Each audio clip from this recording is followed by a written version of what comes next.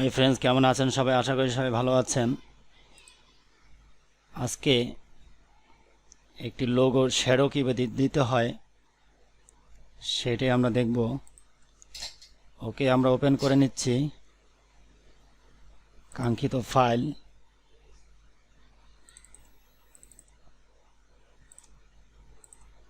তো আমরা এটা নিয়ে আসলাম। এরপর যে আমরা ম্যাজিক ইরেজার টুল নিব। ডিলিট হয়ে গেল।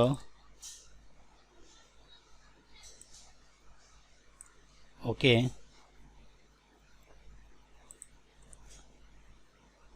আমরা আবার একটি কালার দিব। ওকে, কিভাবে রিমুভ করতে হয় দেখাইলাম। ম্যাজিক ইরেজার টুল দিয়ে রিমুভ করলাম, নতুন একটা লেয়ার নিয়ে আবার একটি কালার দিলাম। ওকে, এখানে একটি প্রেস করলাম, তালা লেগে গেল। এখন কন্ট্রোল ই প্রেস করলাম, দুটি লেয়ার এক হয়ে গেল।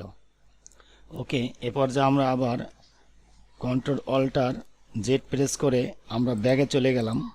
তো আমাদের এই লেয়ারটা ওকে। এ পর্যায়ে আমরা কন্ট্রোল টি প্রেস করব, অল্টার এবং শিফট ধরে ছোট করব, এন্টার প্রেস করলাম, নতুন একটি লেয়ার নিলাম।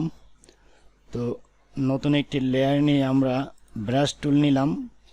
তো ব্রাশ টুল নিয়ে আমরা সফট ব্রাশ প্রেস করে আমরা মাউসটাকে বড় করে নিলাম। ওকে, আমরা এখানে ক্লিক করি। ওকে, এ পর্যায়ে আমরা সিলেকশন টুলে ক্লিক করে আমরা এই লেয়ারে থাকা অবস্থায় কন্ট্রোল টি প্রেস করি। কন্ট্রোল টি প্রেস করে এভাবে আমরা নিয়ে আসব।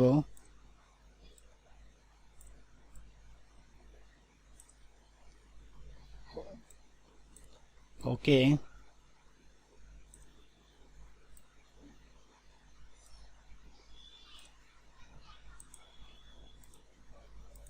ইরেজার টুলটি নিব।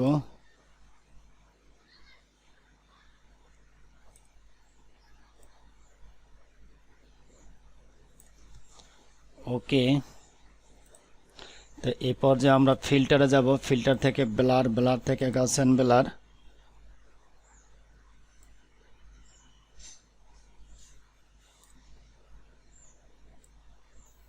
তো দেখতে পারতেছেন এখানে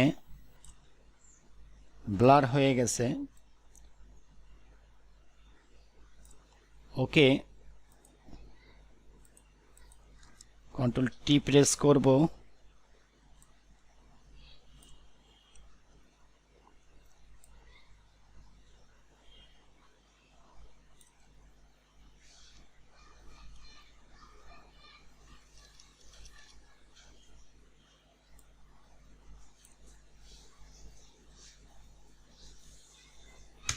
এন্টার প্রেস করলাম, নরমালে গেলাম।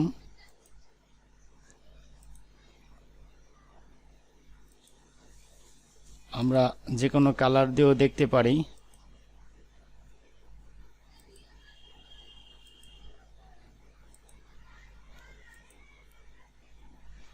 ওকে, এ পর্যায়ে আমরা নরমালে রাখি। তো নরমালে রেখে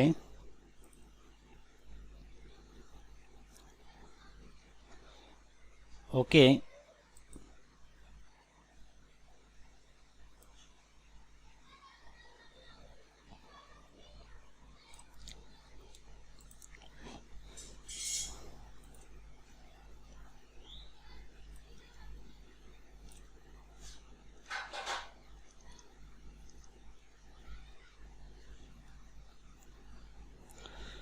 তো ফ্রেন্ডস দেখলেন কিভাবে শ্যাডো ক্রিয়েট করতে হয়। তা আমরা ছোট একটি টিউটোরিয়ালের মাধ্যমে আমরা শ্যাডো ক্রিয়েট করে দেখালাম। তো এটা হচ্ছে ফটোশপ সিএস ভার্সন। তো এখানে এভাবে শিকল দিয়ে দিতে হবে, ক্লিক করলে শিকল হয়ে যাবে। এবার কিবোর্ড থেকে কন্ট্রোল ই চাপ দিলেই একটি লেয়ারে রূপান্তরিত হবে। তো ভিডিওটি দেখলেন,